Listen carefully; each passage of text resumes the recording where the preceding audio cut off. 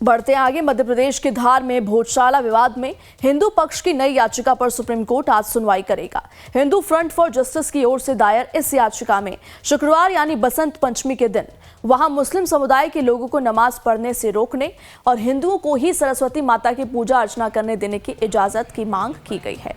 हिंदू पक्ष की ओर से वकील विष्णु शंकर जैन ने चीफ जस्टिस से जल्द सुनवाई की मांग की थी।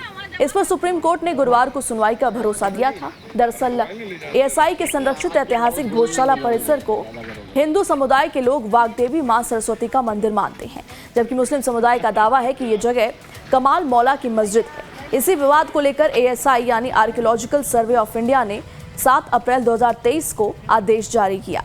इस आदेश के मुताबिक जहां भोजशाला में हिंदुओं को मंगलवार और बसंत पंचमी के दिन पूजा की इजाजत है, तो वहीं मुस्लिम समुदाय के लोग शुक्रवार को 1 से 3 बजे के बीच नमाज पढ़ने का आदेश उन्हें दिया गया।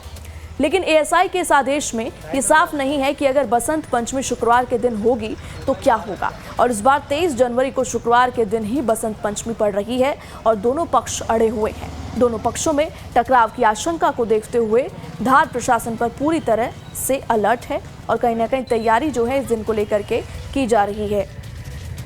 धार के भोजशाला में तनाव के हालात क्यों हैं, ये अब हम आपको बताते हैं। दरअसल 2006 में भी एमपी का धार हिंसा की आग में जल उठा था, तब पूरे धार में कर्फ्यू लगाना पड़ा था। 2013 और 2016 में भी बसंत पंचमी शुक्रवार को ही थी, जब कर्फ्यू लगाते लगाते रह गया था।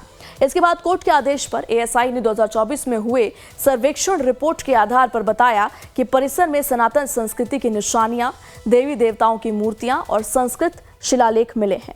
भोजशाला विवाद पर दोनों पक्षों का दावा अपना अपना है।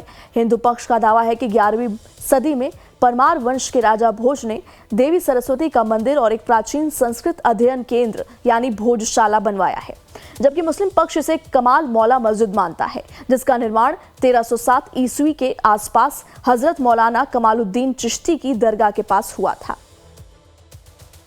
और अब आपको सुनाते हैं दोनों पक्षों के साथ ही प्रशासन का इस मामले में और क्या कुछ कहना है।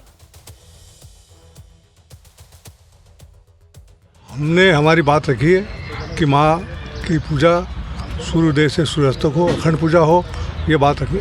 बुलाया था तो हमने जो बात हमारी शुरू से कि अखंड पूजा होना, अखंड पूजा होना। क्या मकसद था उन्होंने जो बुलाया था आपको, क्या मकसद था? भाई वो चाहते थे कि भाई उनका जो समय है, तो हमने कोई बात ही, हमने एक ही बात रखी, हमारी अखंड पूजा होना। प्रशासन ने बुलाया कि समिति का क्या है, कुछ हमने कोई ढील नहीं, कोई पोल नहीं।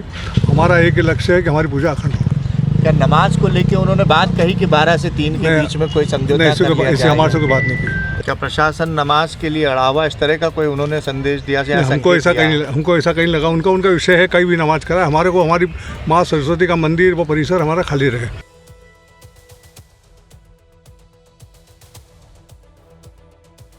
ये तो दोनों पक्षों ने भी कहा है कि ये शांतिपूर्ण तरीके से ही होगा, उसमें कोई दिक्कत नहीं है और हम भी एहतियात के तौर पर पूरी तैयारी कर रहे हैं। मैं भी आपके माध्यम से अपील करना चाहूँगा कि चूँकि ये सोशल मीडिया का ज़माना है और कई बार भ्रामक खबरें सोशल मीडिया के माध्यम से निकलती हैं, मैं अपील भी करता हूँ कि किसी प्रकार की ऐसी भ्रामक खबरें ना निकालें और किसी को विश्वास भी ना करें। शासन प्रशासन पूरे संवेदनशीलता के साथ यहाँ काम कर रहा है।